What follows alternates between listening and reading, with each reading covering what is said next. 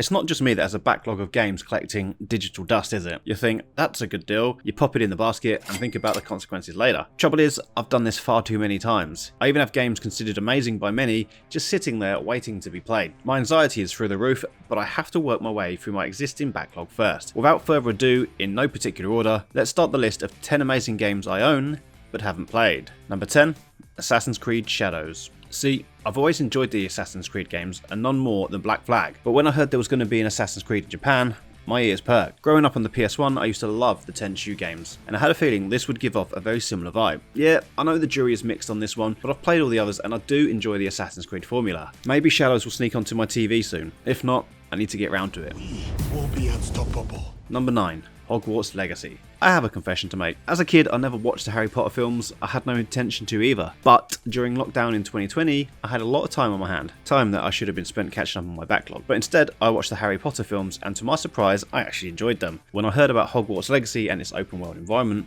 I couldn't help but dream like a 14-year-old me in the early 2000s. Obviously, didn't dream hard enough, did I? I've still not played it.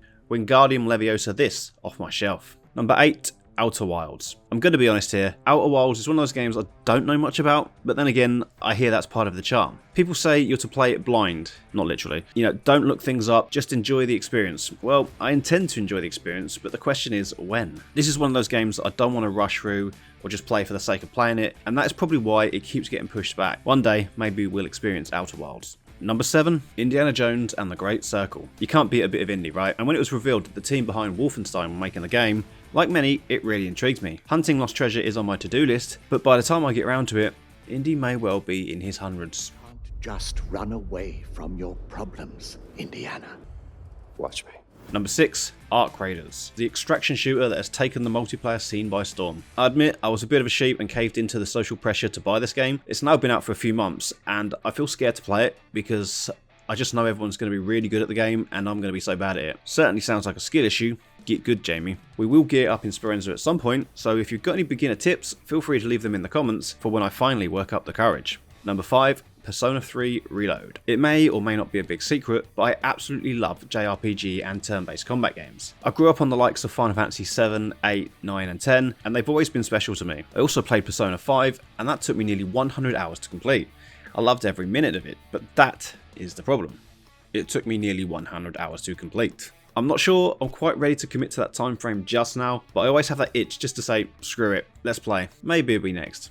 Number 4, Horizon Forbidden West. Robot dinosaurs.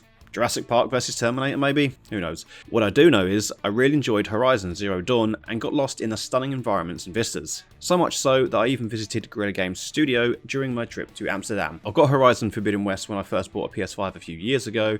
In fact, I think it was packed with the bundle.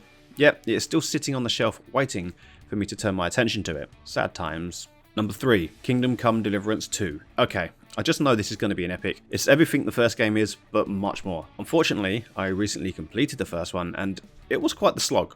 In a good way, but I just don't know if I'm ready to play the second game so soon. Maybe after I chip away at 3 or 4 from the list, I'll end up tackling it. Sorry, Henry. I'm sure you've got this on your own for now, though. I like that boy already. Number 2, Final Fantasy VII Rebirth. As I mentioned earlier, Final Fantasy VII was a big part of my childhood, so you can imagine my delight when Final Fantasy VII Remake was announced. I grabbed that on PS4 and I platinumed it. I'm even considering buying the Xbox version later this month just to play it again. But surely I need to play Rebirth next. Well, as much as I bang on about my love for it, why the hell have I not played it yet? I genuinely don't have a good answer. This should be next. Surely.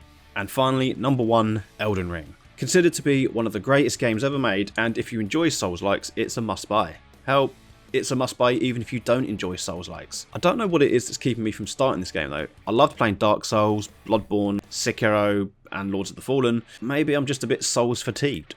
I don't know. Or maybe I'm subconsciously avoiding it to keep my stress levels low. I'm pretty sure when I get to it, I will need to get good fast, but that's part of the charm. There we go. My top 10 amazing games I own, but haven't yet played. That's not including about 30 to 40 other games I've bought spontaneously. Is it just me?